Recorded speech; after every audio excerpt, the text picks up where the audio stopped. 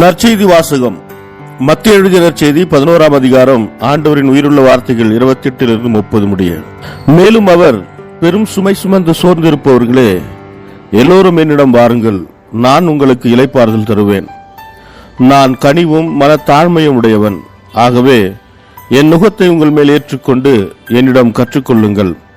அப்பொழுது உங்கள் உள்ளத்திற்கு இளைப்பாறுதல் கிடைக்கும்.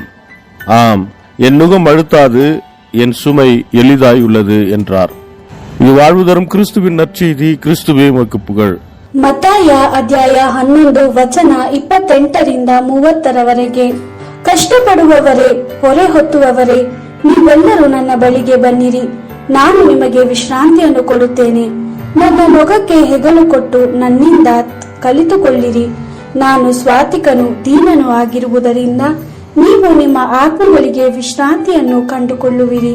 ಹೌದು, ನಿಮಗೆ ನನ್ನ ನೊಗವು ಮೃದುವಾಗಿದೆ, ನನ್ನ ಹೊರೆಯು ಹಗುರವಾಗಿದೆ.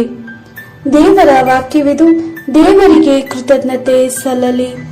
Gospel according to Matthew chapter 11 verse 28-30. Come to me, all of you who work hard and who carry heavy burdens, and I will refresh you. Take my yoke upon you and learn from me, for I am gentle and humble of heart, and you will find rest. For my yoke is easy and my burden is light. The Gospel of the Lord. Praise to you, Lord Jesus Christ.